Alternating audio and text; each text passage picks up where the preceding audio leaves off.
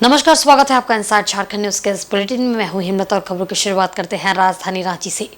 उपराष्ट्रपति जगदीप धनखड़ झारखंड के दौरे पर आज सुबह रांची पहुंचे। रांची स्थित बिरसा मुंडा हवाई अड्डे पर राज्यपाल सीपी राधाकृष्णन और मुख्यमंत्री हेमंत सोरेन ने उपराष्ट्रपति का स्वागत किया। झारखंड दौरे के क्रम में उपराष्ट्रपति राज्य के 2 प्रतिष्ठित शिक्षण संस्थानों के समारोह में हिस्सा लेंगे और छात्रों को संबोधित करेंगे। उपराष्ट्रपति बनने के बाद जगदीप धनखड़ झारखंड दौरे पर पहली बार आए हैं। कार्यक्रम में पहले उपराष्ट्रपति जमशेदपुर पहुंचेंगे, जहां वे जेवियर स्कूल ऑफ मैनेजमेंट के प्लेटिनम जुबली समारोह में बतौर मुख्य अतिथि के रूप में शामिल होंगे। इसके बाद धनबाद स्थित IIT Indian institute of mines के 43वें दीक्षांत समारोह को मुख्य अतिथि के रूप में संबोधित करेंगे। धनबाद में आयोजित कार्यक्रम में उपराष्ट्रपति शिक्षकों और छात्रों के साथ संवाद भी करेंगे। उपराष्ट्रपति जगदीप धनखड़ के झारखंड दौरे को लेकर राज्य में सुरक्षा के कड़े इंतजाम किए गए हैं। खासकर बिरसा मुंडा एयरपोर्ट और आसपास विशेष सतर्कता देखने को मिली। उपराष्ट्रपति तय कार्यक्रम के अनुसार जमशेदपुर के कार्यक्रम में 3:35 तक रहेंगे। इसके बाद वे IIT के दीक्षांत समारोह में हिस्सा लेने के लिए धनबाद के लिए रवाना हो जाएंगे। दीक्षांत समारोह में हिस्सा लेने के बाद उपराष्ट्रपति पश्चिम बंगाल के दुर्गापुर में आयोजित एक कार्यक्रम में हिस्सा लेंगे।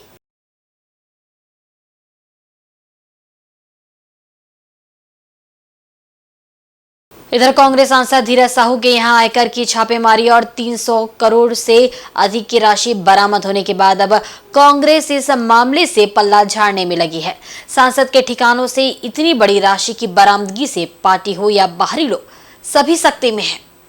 अपने 2 दिवसीय दौरे पर आज रांची पहुंचे कांग्रेस के प्रदेश प्रभारी अविनाश पांडे ने कहा कि इस मामले में कांग्रेस सांसद को बयान देकर अपनी स्थिति स्पष्ट करनी चाहिए। अविनाश पांडे ने कहा कि ये धीरज साहू और उनके परिवार का निजी मामला है। इतनी बड़ी राशि का स्रोत क्या है, इसका जवाब धीरज साहू ही दे सकते हैं। स्पष्ट है कि कांग्रेस पार्टी इतनी बड़ी बदनामी से बचना चाहती है और इस पूरे प्रकरण से पल्ला झाड़ रही है।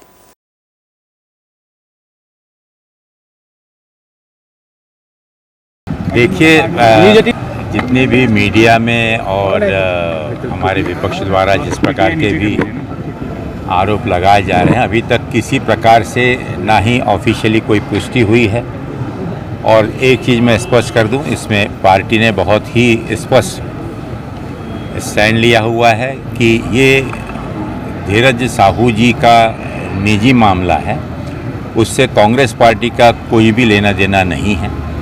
लेकिन दुर्भाग्यवश जिस प्रकार से बयानबाजी शुरू है, इसके ऊपर में जब भी इनकम टैक्स जो भी ऑफिशियल डिपार्टमेंट है उसके बाद में जो भी फाइनल इसके बारे में रिपोर्ट देगा, उसके बाद में धीरज साहू जी की ये जिम्मेदारी है कि वे स्पष्ट करें कि इतने बड़ी रकम उनके पास कैसे आई, और पार्टी भी जानना चाहेगी और पार्टी ने इस विषय में उन्हें स्पष्ट रूप से संकेत दे दिए। देखिए, मैंने बहुत स्पष्ट कहा कि आपकी इस प्रकार की कोई भी चीज़ों में ये दुर्भाग्यवश है कि एक व्यक्ति जो कि 100 साल से भी ज़्यादा जिसका यहाँ पर एस्टेब्लिशमेंट है, इतना बड़ा प्रतिष्ठान है, यहाँ चला रहा है, और उनके ये परिवार का संयुक्त ये व्यवसाय है, उसमें धीरज साहू जी उसके एक अंग हैं, उसके एक पार्टनर हैं, एक जुड़े हुए सदस्य हैं।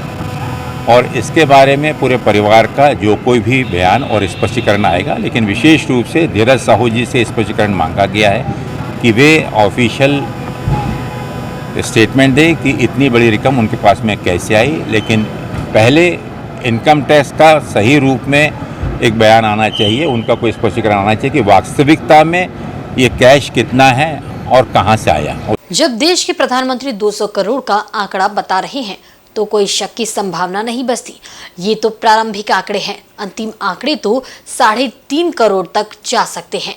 ये बातें झारखंड के भाजपा प्रवक्ता प्रतुल शाहदेव ने एक बयान जारी कर कही है। संवाददाताओं से बातचीत करते हुए प्रतुल शाहदेव ने कहा कि कांग्रेस पूरे तरीके से भ्रष्टाचार में संलिप्त है। कांग्रेस का हाथ काले धन के साथ है। इन्होंने पूर्व मुख्यमंत्री बाबूलाल मरांडी की साहू परिवार के मुनीम से तुलना कर अपना आदिवासी विरोधी चेहरा दिखा दिया है। झामुमो को इसके लिए अविलंब माफी मांगनी चाहिए। देखिए, इनकम टैक्स वित्त मंत्रालय के अंतर्गत आता है, वित्त मंत्रालय प्रधानमंत्री कार्यालय के अंतर्गत आता है। जब देश की सबसे बड़ी रेड हो रही हो, सबसे बड़ी रिकवरी हो रही हो, तो उसके लगातार अपडेट्स प्रधानमंत्री कार्यालय को मिलते हैं। प्रधानमंत्री जी ने 200 करोड़ का ट्वीट किया था।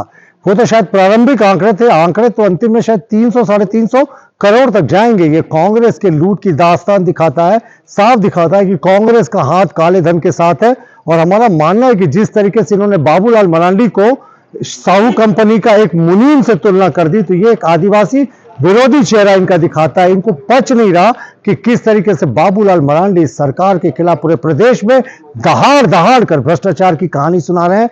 इसलिए इन्होंने ऐसे घटिया राजनीतिक बयानबाजी का अपना प्रदर्शन किया है। इसके लिए इनको माफी मांगनी चाहिए और भाजपा का ये जो करप्शन के खिलाफ अभियान है प्रदेश में और देश में लगातार चलता रहेगा। इधर भारतीय जनता युवा मोर्चा रांची महानगर द्वारा राजधानी रांची के बिरसा चौक में झारखंड के मुख्यमंत्री एवं सांसद धीरज साहू का संयुक्त रूप से पुतला दहन किया गया। साथ ही धीरज साहू के घर से करोड़ों की बरामदगी को लेकर विरोध प्रदर्शन भी किया गया। बताते चले कि कांग्रेस के राज्यसभा सांसद धीरज साहू के कई ठिकानों पर आईटी द्वारा की गई छापेमारी के दौरान 2 करोड़ कैश के अलावे करोड़ों की ज्वेलरी बरामद की गई है, जिसका विपक्षी पार्टी लगातार विरोध कर रही है। विरोध स्वरूप ही बिरसा चौक पर मुख्यमंत्री हेमंत सोरेन व सांसद धीरज साहू का पुतला फूका गया। साथ ही विरोध में जबरदस्त नारेबाजी भी की गई। विरोध प्रदर्शन में शामिल भाजपा युवा मोर्चा के पदाधिकारी का कहना है कि सांसद धीरज साहू के पास से इतनी भारी मात्रा में बरामद हो रही रकम के कारण देश भर में हमारे प्रदेश का नाम खराब हुआ है। इस प्रकार का कृत्य लोकतंत्र के खिलाफ है।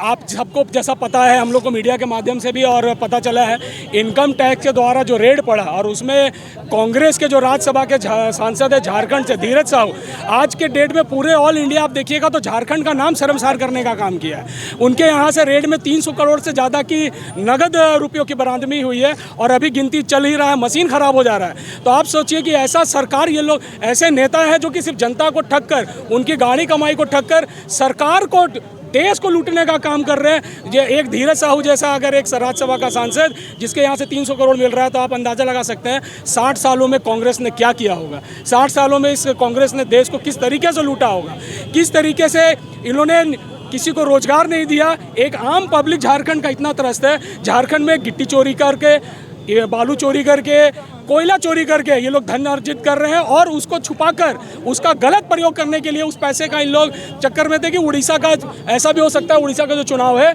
उसमें खरीद फरोख्त करने के लिए ये सारा पैसा वो लोग वहाँ जमा कर रहे हो और वहाँ इसका इस्तेमाल करते। आप समझिए कि एक लोकतंत्र के लिए कितना घातक है ये, कि एक ऐसा सरकार, ऐसे पार्टी के नेता जो कि मोहब्बत की दुकान गली गली घूमकर बात करते हैं, राहुल गांधी, और उनके मोहब्बत दुकान के नाम आड़ में ये जनता की गाड़ी कमाई को ठगने का, लूटने का काम कर रहे हैं। बिरसा मुंडा की पावन धरती जहां वीर और समाज का काम करने वाले लोग पैदा होते हैं, उस धरती पर ऐसे लोग हैं, राज्यसभा के सांसद बना के जिसको भेजा गया, जिसने कि लूटने का काम सिर्फ किया। ये उसी का विरोध में आज भारतीय जनता युवा मोर्चा रांची महानगर सड़कों पर है और आकर सभी युवा अपना प्रदर्शन कर रहे हैं। इधर कोवाली थाना क्षेत्र के नागा नदी पुलिया के समीप तेज रफ्तार कार ने साइकिल सवार महिला को रौंद दिया। कार में फंसकर महिला काफी दूर तक घसीटती चली गई, जिससे महिला की मौके पर ही मौत हो गई है। प्रत्यक्षदर्शियों ने घटना के संबंध में बताया कि उड़ीसा से तेज रफ्तार कार हल्दी पोखर की ओर आ रही थी। इस बीच नागा नदी पुलिया के समीप हल्दी पोखर बाजार से सब्जी खरीदकर घर जा रही 40 वर्षीय बड़वा टुडू को तेज रफ्तार कार ने अपनी चपेट में ले लिया। इसके कारण महिला कार में फंस गई। कार महिला को काफी दूर तक घसीटती हुई ले गई, जिसके कारण महिला की मौके पर ही मौत हो गई। वहीं कोवाली पुलिस ने लाश को अपने कब्जे में लेकर पोस्टमार्टम के लिए एमजे मेडिकल कॉलेज भेज दिया। घटनास्थल पर इंस्पेक्टर इंद्रदेव राम भी पूरे समय मौजूद रहे।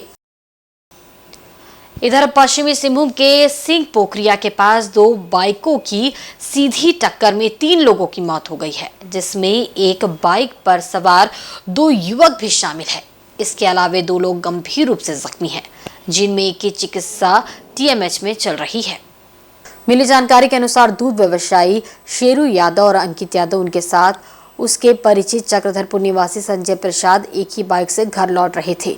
इसी बीच सिंह पोखरिया फाटक के समीप सामने से तेज गति से आ रही बाइक से उनकी बाइक की टक्कर हो गई, जिसमें सामने से आ रहे बाइक पर सवार दोनों युवकों की मौत हो गई। वहीं दूसरे बाइक में सवार शेरू यादव की भी मौत हो गई।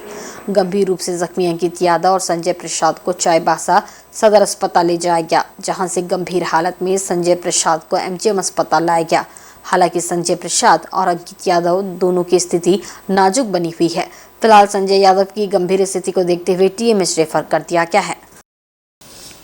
वहीं जमशेदपुर के परसुडी बाजार में एक बड़ा हादसा होते होते बचा।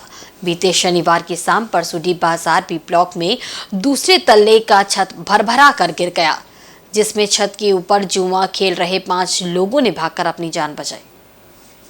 आपको बताते चले कि परसुडी बाजार हाट संयुक्त बिहार के समय बनाया गया था। इस बाजार में लगभग 184 दुकानें 2 फ्लोर में बनाई गई थी, लेकिन जिला प्रशासन की अनदेखी के कारण आज तक इसकी मरम्मत ही नहीं की गई, जिस कारण परसुडी बाजार हाट का ए ब्लॉक, बी ब्लॉक और सी ब्लॉक जर्जर हो गया है। कभी भी बड़ी कोई दुर्घटना हो सकती है। वहीं परसुडी बाजार समिति से ये बाजार हाट चलाया जाता है।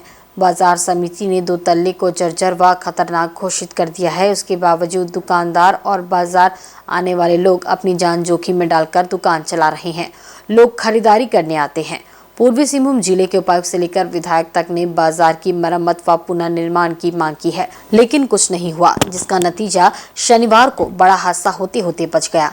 इस बाजार में स्थानीय दुकानदार और दूर दराज से सब्जी बेचने वाले किसान जान जोखिम में रखकर दुकान लगाते हैं, लेकिन सुधि लेने वाला कोई नहीं है। अगर समय रहते छत को ठीक नहीं किया गया तो बहुत बड़ी घटना घट सकती है।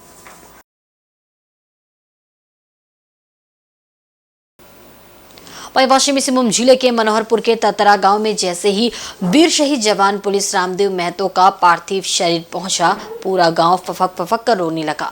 रामदेव के माता पिता, उनकी पत्नी सहित पूरे परिवार वालों का रो रो कर बुरा हाल था।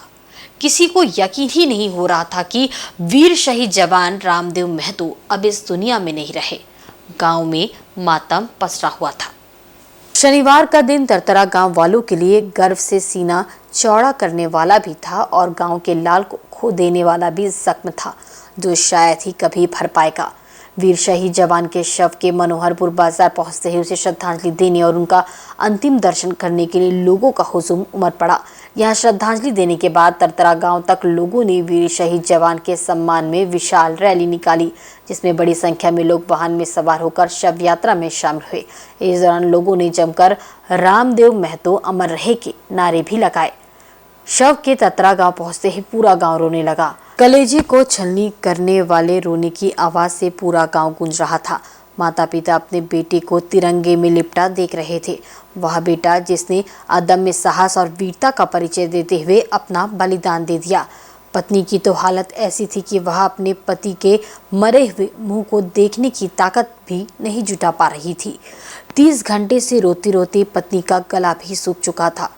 इस बीच मंत्री जोभा मांझी, पूर्व विधायक गुरुचरण नायक, टीएसपी, बीटीओ समेत अन्य अधिकारी, पंचायत प्रतिनिधि, राजनेता और अन्य लोगों ने मौके पर पहुंचकर शहीद जवान के पार्थिव शरीर पर फूल माला चढ़ाकर श्रद्धांजलि दी। उसके बाद कोयल नदी के किनारे स्थित शमशान घाट पर उनका अंतिम संस्कार किया गया।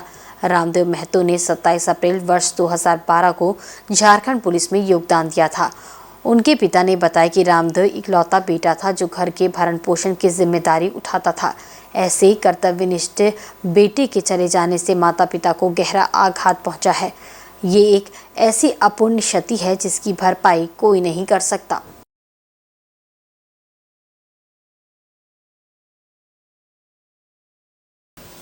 इधर राज्य के मुख्य चुनाव पदाधिकारी के रवि कुमार शनिवार की देर शाम सरायकेला पहुंचे। उन्होंने उपायुक्त रविशंकर शुक्ला एवं जिले के अन्य पदाधिकारियों के साथ बैठक कर मतदाता पुनरीक्षण कार्य के लिए प्राप्त आवेदन के निष्पादन के संदर्भ में बातचीत की।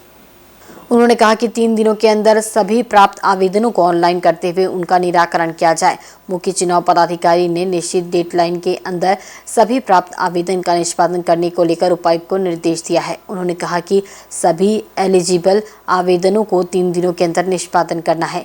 इस बैठक में एडीसी सुबोध कुमार, अनुमंडल पदाधिकारी पारुल सिंह एवं सभी प्रखंड के प्रखंड विकास पदाधिकारी एवं अंचल अधिकारी उपस्थित रहे। कार्यक्रम चल रहा है ना, उसी का संबंधित समीक्षा के लिए आया। यहाँ पर अभी सरायकला में कुछ फॉर्म रजिस्ट्रेशन कमी है, वो भी अगला 3 दिन में उन लोग कंप्लीट कर लेंगे, तो साथ में डिस्पोजल करना है। इसमें अभी भी कुछ एलिजिबल वोटर छूटा हुआ, मतलब तुरंत कल परसों तक अपने फॉर्म का BLO से सबमिट कर लें, नहीं मतलब वोटर हेल्पलाइन ऐप में सबमिट कर लें, ताकि उनका नाम शामिल करा सकते हैं, आने वाला चुनाव में उन लोग पार्टिसिपेट कर पाएंगे। वहीं आदित्यपुर औद्योगिक क्षेत्र के उद्यमियों ने एक नया औद्योगिक संगठन की स्थापना की है। संगठन का नाम industrial stability and reform organization है। विधिवत रजिस्ट्रेशन के उपरांत शनिवार की शाम आदित्यपुर में संगठन की लॉन्चिंग की गई। कार्यक्रम की शुरुआत भारत माता की तस्वीर पर माल्यार्पण के साथ की गई, जिसके उपरांत संगठन की स्थापना के बारे में विधिवत जानकारी दी गई।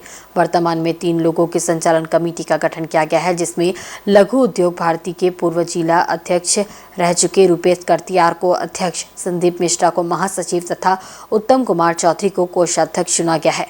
अध्यक्ष मनोनीत होने के बाद रूपेश कर्तियार ने मीडिया कर्मियों को संबोधित करते हुए बताया कि उद्योगों की स्थिरता और उद्योगों के खराब वक्त में रिफॉर्म करने वाला एक सशक्त संगठन की आवश्यकता आदित्यपुर औद्योगिक क्षेत्र की कंपनियां महसूस कर रही थी, जिसको देखते हुए संगठन की नींव रखी गई है। उन्होंने कहा कि आदित्यपुर औद्योगिक क्षेत्र में 1400 कंपनियां हैं, लेकिन आज भी अधिकतम 400 कंपनियां ही किसी संगठन का हिस्सा है। 800 से 900 कंपनियां आज भी बगैर किसी संगठन के औद्योगिक क्षेत्र में है। इसरो की टीम इस कंपनियों को उनकी ज़रूरत बनकर उन्हें अपने साथ जोड़ेगी। आगामी 15 से 20 दिनों में 150 उद्योगों को इस संगठन की सदस्यता दिलाना लक्ष्य है। इस संगठन की सदस्यता लेने के लिए 1100 रुपये की राशि निर्धारित की गई है, जिसका भुगतान कर औद्योगिक कंपनियां 5 वर्ष के लिए संगठन की सदस्यता ले सकती है। वहीं आगामी 1 माह में पूरी कमेटी का गठन कर इसकी विधिवत घोषणा की जाएगी। फिर बैठेंगे कमेटी के साथ में, डिसाइड करेंगे। इसी महीने में संगठन विस्तार करने की भी योजना हमारे युवा साथी सभी लोग बना रहे हैं। क्योंकि संगठन विस्तार हो जाए, पूरी टीम जमीन पर आ जाए। अभी तो अध्यक्ष, महामंत्री और ट्रेजरर है, पूरी जमीन पर टीम आ जाए और हम लोग टारगेट लेकर के समस्या के निवारण के लिए औद्योगिक क्षेत्र में घूमेंगे। जो किसी दूसरे संगठन में मेंबर है उनका भी स्वागत है, जो किसी संगठन के मेंबर नहीं है उनका तो हार्दिक स्वागत है। और हम लोगों ने बहुत कम राशि में मात्र प्रारंभिक फीस जो हम लोगों ने रखा है वो इस मेंबरशिप के लिए 1100 रुपये। 1100 रुपये में 5 साल के लिए संगठन का मेंबर बनना है। कोई हम लोग को आर्थिक बोझ नहीं देना है, तो हम लोग शुरू करने जा रहे हैं। और सरायकेला खरसवां जिला के ईचागढ़ प्रखंड क्षेत्र के पीलीद स्टेडियम में प्रखंड स्तरीय मुख्यमंत्री आमंत्रण फुटबॉल प्रतियोगिता का आयोजन किया गया। प्रतियोगिता का उद्घाटन मुखिया रिंकी देवी व पूर्व पंचायत समिति सदस्य उमाकांत महतो ने खिलाड़ियों से परिचय प्राप्त कर व किक मारकर किया। वहीं फुटबॉल प्रतियोगिता में पातकुम पंचायत टीम को पछाड़कर बांदू पंचायत की टीम विजेता बनी और जिला स्तरीय खेल के लिए चयनित भी हुई। वहीं बालिका वर्ग में तूता को पछाड़कर कस्तूरबा गांधी आवास से बालिका विद्यालय टीकर विजेता बनी। मुखिया रिंकी देवी, मुखिया प्रतिनिधि दयाल सिंह मुंडा, पूर्व मुखिया रामेश्वर उरांव एवं खेल संयोजक दिलीप कुमार साव ने संयुक्त रूप से विजेता टीमों को ट्रॉफी देकर पुरस्कृत किया। स्टेडियम दर्शकों से खचाखच भरा हुआ था। वहीं खेल संयोजक दिलीप कुमार साव ने बताया कि 1 दिवसीय प्रखंड स्तरीय फुटबॉल प्रतियोगिता का आयोजन किया गया, जिसमें 14 पंचायत के 14 व 2 बालिका टीमों ने भाग लिया। उन्होंने कहा कि बांदू पंचायत की टीम खेल की विजेता बनी और जिला स्तरीय खेल के लिए चयनित हुई। वहीं बालिका टीम में टीका टीम विजेता रही। उन्होंने कहा कि शांतिपूर्ण तरीके से खेल संपन्न हुआ। उम्मीद है कि जिला स्तरीय खेल में भी ईचागढ़ अपना परचम लहराएगा। आमंत्रण का फुटबॉल प्रतियोगिता का प्रखंड स्तरीय किया गया, जिसमें हमारे 14 पंचायत की टीम आई थी, जिसमें बालक की 14 और बालिका की 4 टीमें आई थी। और हमारा बालक वर्ग में बांदू पंचायत की टीम विजेता रहा और बालिका में टीकर पंचायत का टीम विजेता रहा। अब इसके बाद ये जिला में जाएंगे, जिला में अगर अपना जीत दर्ज कर पाएँ उसमें फर्स्ट सेकंड को जोनल में मौका मिलेगा और बच्चे लोगों को कुछ प्राइज मनी भी मिलेगी। और वक्त चला एक बहुत ही छोटे से ब्रेक का। ब्रेक के बाद खबरें और भी है, आप देखते रहिए इनसाइड झारखंड न्यूज़।